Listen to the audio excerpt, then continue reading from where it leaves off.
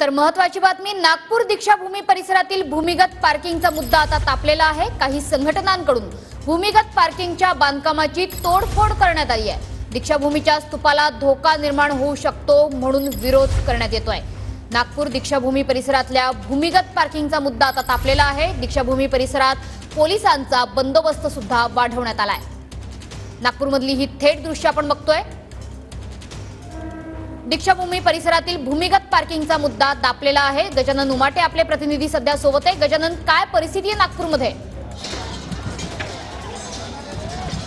नक्कीच हे चित्र आपण बघू शकतो। दीक्षाभूमी परिसरातलं हे दृश्य आहे आणि या ठिकाणी दीक्षाभूमी परिसरामध्ये जी अंडरग्राउंड पार्किंग होऊ घातलेली आहे त्याचा विरोध करण्यासाठी ही जनता जी आहे ती या ठिकाणी आलेली आहे। आज मोर्चाचं आयोजन करण्यात आलं होतं आणि संतप्त आपण बघू शकता या ठिकाणी जे बॅरिकेड्स केलेले आहे ते तोडण्यात आलेले आहे। या ठिकाणी जे काही बांधकाम थोडंफार करण्यात आलं होतं ते तोडण्याचं काम या ठिकाणी सुरू आहे।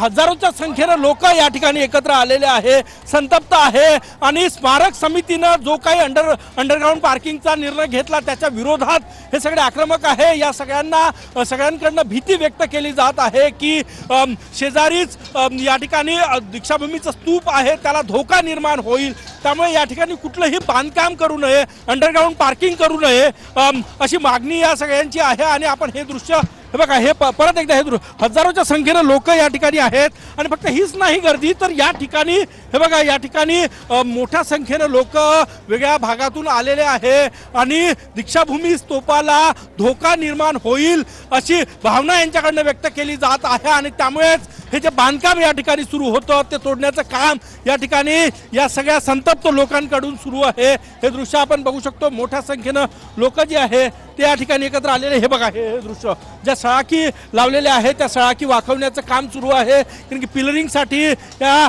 सळाकी या ठिकाणी लावल्या होत्या। जे काही बांधकाम झालं ते तोडण्याचं काम सुरू आहे, बॅरिकेड्स तोडण्याचं काम सुरू आहे। या संपूर्ण अंडरग्राउंड पार्किंगचा मुद्दा जो आहे तो या ठिकाणी गाजला।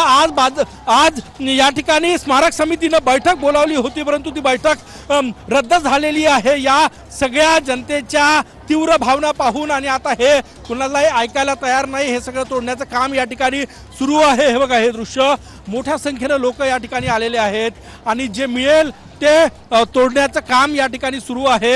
एकूणच अंडरग्राउंड पार्किंग होऊ नये हीच मागणी जी आहे ती या जनतेकडनं केली जात आहे। लोकांच्या भावना ज्या आहे त्या तीव्र आहे। आज आंदोलनाचं आयोजन या ठिकाणी करण्यात आलं होतं। हे बघा या ठिकाणी हे जे काम सुरू आहे अंडरग्राउंड पार्किंगचं ते बघा खड्डा करून ठेवण्यात आलेला आहे, त्यामध्ये तिथलं साहित्य जे आहे ते आत टाकलं जात आहेत आणि सगळे म्हणजे महिला आहे, तरुण वर्ग आहे, लहान मुलं या आंदोलनात सहभागी झालेले आहे आणि जे मिळेल ते तोडण्याचं काम सुरू आहे। विरोध करतायत की या ठिकाणी अंडरग्राउंड पार्किंग नको, भीती व्यक्त केली जात आहे की दीक्षाभूमी स्तूपाला धोका निर्माण होईल, त्यामुळे या ठिकाणी कुठलंही काम करू नये।